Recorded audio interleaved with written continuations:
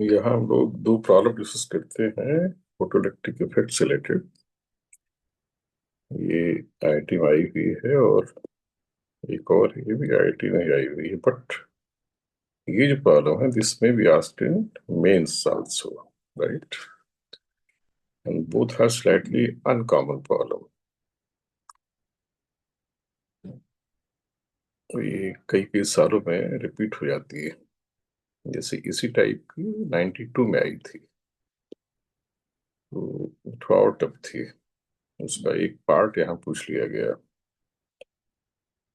Question क्या है कि there is a silver sphere of radius 7 centimetre. तो रेडियस को मैंने आर के दिया। इसका वर्क फंक्शन दिया हुआ है तो उसको फाई कहेंगे, या it means it is given, are given. और इसको सिंपली सस्पेंड किया गया है किसी भी इंसुलेटिंग थ्रेड से फ्री स्पेस में, यानी मान ली कि इसका कहीं से कोई इंटरेक्शन बाहर नहीं है, कोई मैकेनिकल कॉन्टेक्ट नहीं है। और it is under continuous illumination of 200 nanometre wavelength of light, यानी इस पर लाइट लगातार डाली जा रही है, इसकी वेवलेंथ में पता है। और वर्क फंक्शन का जिक्र किया, दैट मीन्स फोटो इलेक्ट्रॉन्स यहाँ से इमिट हो सकते हैं। तो ऑब्वियसली ये वेवलेंथ इतनी दी गई होगी, करस्पॉन्डिंग फोटॉन्स की एनर्जी इस वर्क फंक्शन से ज्यादा होगा। That you can verify. फिर पूछा क्या गया है कि sphere gets charged and acquires potential. ये बात यहाँ बता भी दी गई, जब फोटो इलेक्ट्रॉन निकलेंगे तो ऑब्वियसली क्योंकि आइसोलेटेड है, न्यूट्रल है, इस पे से इलेक्ट्रॉन निकलेगा तो पॉजिटिव चार्ज होता जाएगा, ये इस पर चार्ज बढ़ता भी जाएगा। कहता है कि maximum number of photo electrons emitted from the sphere is A × 10⁻⁻Z, where A जो है 1 और 10 के बीच कोई नंबर है, रियल नंबर, तो Z की वैल्यू बतानी है। तो एकदम से इसने मैक्सिमम वर्ड पूछ लिया। मैक्सिमम फोटो इलेक्ट्रॉन्स की बात कहाँ से आएगी? क्या फोटो इलेक्ट्रॉन हमेशा नहीं निकलेंगे? तो हमें ये रियलाइज करना है कि there will be certain limit. जितने निकलेंगे उसकी लिमिट आएगी, उसके बाद निकलना बंद हो जाएंगे। तो ये लॉजिक लगाना है कि क्यों निकलना बंद हो जाएंगे, then only we can get the answer.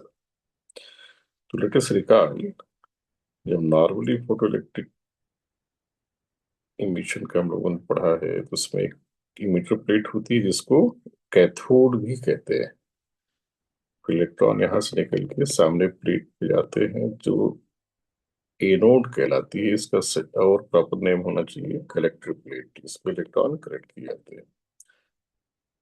तो जब यहाँ का पोटेंशियल जीरो ले, यहाँ पॉजिटिव रखा जाए पोटेंशियल, तब तो इलेक्ट्रॉन यहाँ एक्सेलरेट होके आएंगे,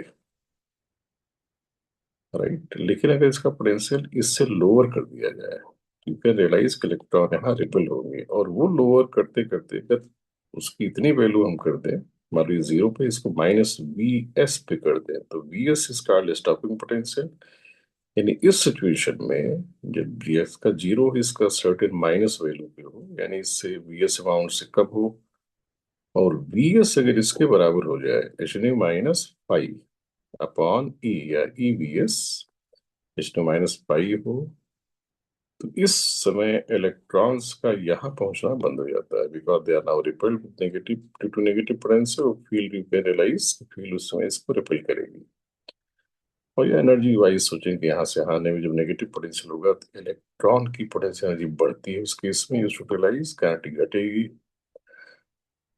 और घट के वो फिर यहाँ जीरो हो जाती होगी। तो अगर इलेक्ट्रॉन का यहाँ पहुंचना बंद हो जाए तो यहाँ पे जो भी ऑब्जर्वर होगा उसको तो ये लगेगा कि इलेक्ट्रॉन का एमिशन अब बंद हो गया है, राइट? तो यहाँ से स्टॉपिंग पोटेंशियल हम अगर निकाल लें, वो चीज यहाँ भी निकाल लेंगे, क्योंकि हमें पाई पता है, लैम्डा पता है, तो यानी न्यू पता है, यानी इसकी एनर्जी पता है, न्यू की वैल्यू। इसको निकालने का बेटर तरीका यहाँ वो होगा, शॉर्टकट फार्मूला, लैम्डा यूज करके इलेक्ट्रॉन वोल्ट में डायरेक्ट आ जाएगा, और उसमें से वर्क फंक्शन माइनस करेंगे तो we will get stopping potential. Stopping, मान लो ईवी, इसकी वैल्यू आ गई सपोज 2 इलेक्ट्रॉन वोल्ट, तो stopping potential will be treated as 2 volt. तो जिस समय इलेक्ट्रॉन यहाँ से निकलना शुरू होंगे तो ऑब्वियसली पॉजिटिव भी चार्ज होता जाएगा। पॉजिटिव चार्ज होने का मतलब हुआ इन्फिनिटी पर हम क्या लेते हैं, जीरो। तो जहां चार इलेक्ट्रॉन्स को पहुंचना है वहां तो लोअर पोटेंशियल हो गया ना। इलेक्ट्रॉन्स, ये पॉजिटिव पोटेंशियल एक तरह से एक्सलेट करेगा, रुक, यहाँ बाहर जाने से वो धीरे धीरे उसको रिटार्ड करना शुरू कर देगा। तो जब इस पॉजिटिव पोटेंशियल की वैल्यू बढ़ते बढ़ते स्टॉपिंग पोटेंशियल के बराबर हो जाए, जो कि हम यहां से निकालेंगे, तो उस समय इलेक्ट्रॉन का फाइनली फ्री होकर निकलना बंद हो जाएगा। वे इस एनर्जी के साथ निकलेंगे तो H-5, लेकिन due to this positive potential उनकी काइनेटिक एनर्जी यही कंज्यूम हो जाएगी और वो दूर नहीं जा सकेंगे। तो वी विल से कि इलेक्ट्रॉन्स का एमिशन अब बंद हो गया। तो हमें ये निकाल लेना चाहिए कि कुल कितना चार्ज यहाँ आ जाए कि जिससे कि यहाँ पोटेंशियल स्टॉपिंग पोटेंशियल के बराबर आ जाए। तो वो चार्ज अगर क्यू है तो Q upon 4 pi epsilon naught R, इतना पोटेंशियल होगा ड्यू टू क्यू। ये पोटेंशियल किसके बराबर कर देना चाहिए हमें, स्टॉपिंग पोटेंशियल के। स्टॉपिंग पोटेंशियल हो जाएगा H-5 तो ये वैल्यू अगर इलेक्ट्रॉन वोल्ट में आ गई तो ई कट के वोल्टेज ही हो जाएगा। तो सपोज ये आ गया, अगर हम करेंगे तो ये आता है अराउंड 1.5 इलेक्ट्रॉन वोल्ट। तो इसी कट के पहले ये अराउंड 1.5 वोल्ट आ जाएगा। फिर वहां से क्यू निकाल लेंगे। जो क्यू आएगा उतना चार्ज तक यहाँ इकट्ठा हो सकता है due to emission of electron. तब तक इमिशन होगा तो उस क्यू को लिख देंगे n इंटू ई। तो नंबर ऑफ इमिटेड इलेक्ट्रॉन्स आ जाएंगे और उसको इस फॉर्म में, जो नंबर आएगी उसको इस फॉर्म में लिख लेंगे। तो I think Z will come out to be 7। You can check 6 और 7, आई थिंक इट इज 7।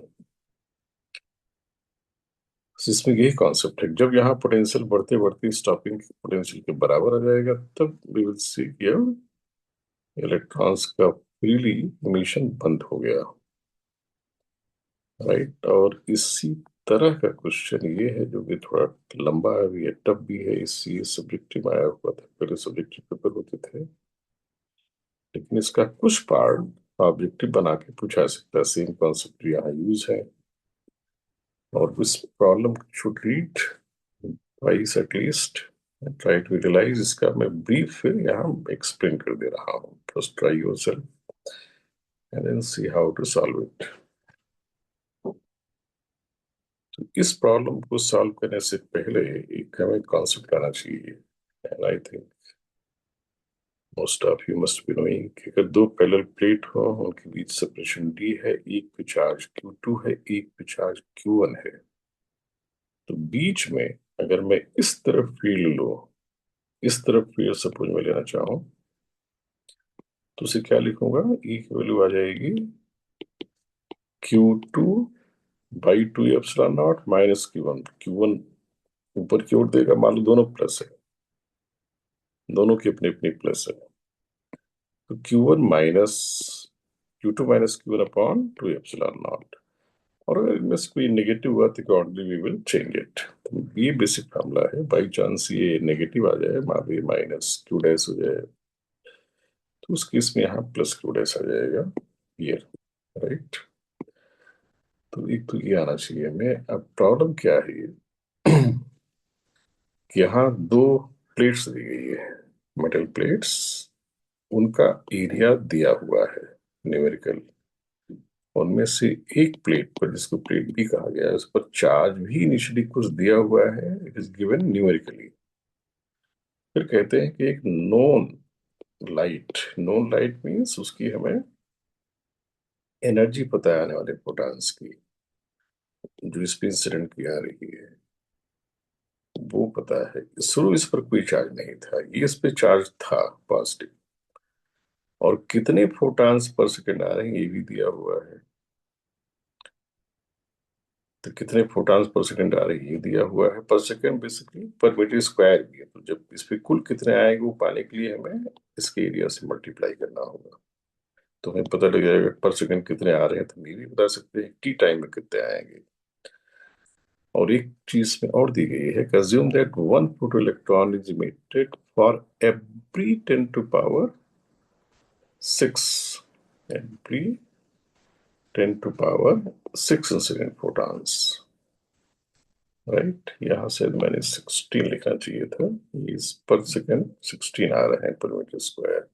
और every 10⁶ photon is able to emit 1 electron. इसका मतलब ये नहीं कि इनकी सबकी एनर्जी एक इलेक्ट्रॉन को मिलेगी, बाकी के वेस्ट हो जाते होंगे। एनर्जी तो हमेशा एक फोटॉन की ही एक इलेक्ट्रॉन को मिलती है, ये भी इंपॉर्टेंट है। तो 10⁶ एक निकालता है तो 10⁻16 आ रहे हैं, तो कैन एक्सपेक्ट 10⁻10 इलेक्ट्रॉन निकलेंगे पर मीटर स्क्वायर पर सेकंड, राइट। ये नंबर इंपॉर्टेंट होगी।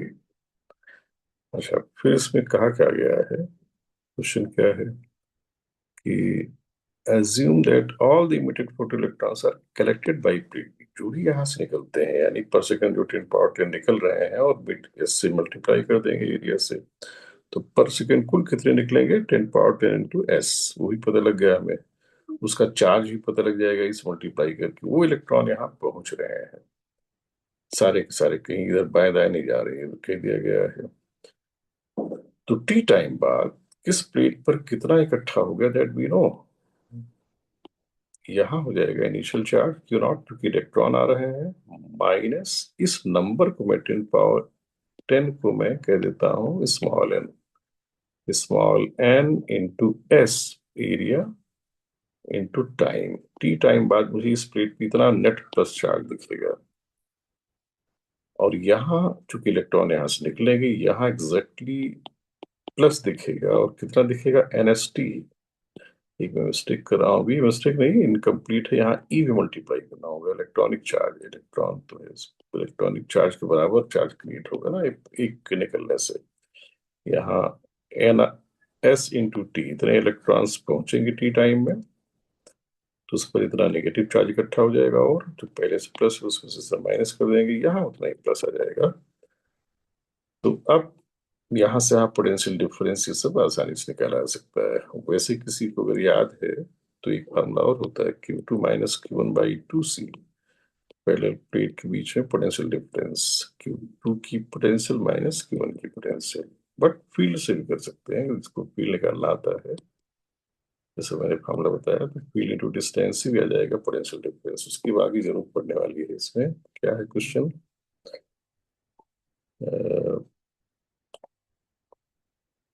वर्क फंक्शन दे ही दिया गया, वो मैंने पहले बता दिया, राइट। वर्क फंक्शन दिया है, हर फोटॉन के सारे डिटेल दिए गए हैं। पूछा गया है number of photo electrons emitted up to 10।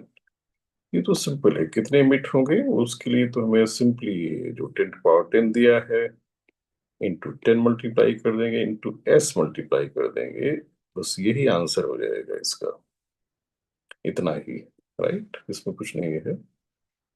और चूंकि इसकी आगे जरूरत है इसलिए यहाँ कैलकुलेट करा दिया गया, just to award marks for this calculation. फिर पूछा है magnitude of electric field between plate A and plate B at time t equal to 10 second. तो जो 10 सेकेंड पे नंबर ऑफ इलेक्ट्रॉन हमें निकल आए, उसमें ये चीज निकल आई, तो ई पता लग गया, और यानी ये चार्ज पता लग गया। तो अब फील्ड इनके बीच पूछा है, obviously can be easily obtained इस Q1 माइनस Q2। ये फॉर्मूला भी बताया था मैंने। Q2 Q2 ये ले लेंगे, सॉरी Q2 ये ले लेंगे, Q1 ये ले लेंगे, यहाँ इस तरफ की फील्ड आ जाएगी। अब हो सकता है नेट ये पता नहीं जीरो भी आ सकता है, तो तू जैसा भी उस समय आएगा वो अकॉर्डिंगली कैन डू। मतलब फील्ड इसी फॉर्मूले से निकाल लेंगे, अगर इससे निकालेंगे तो Q2 से Q1 की तरफ फील्ड आएगी, राइट। तो इस तरह से पार्ट किया जा सकता है। यहाँ तक तो किसी भी एग्जाम पूछा जा सकता है, इन मेंस और मेंस पूछा जा सकता है, नीट में तो नहीं। नीट में के लायक केवल ये पार्ट, फिर ये पार्ट टफ है, क्योंकि kinetic energy of most energetic photo electrons emitted at t equal to 10 second when it reaches plate B। ये थोड़ा टफ है।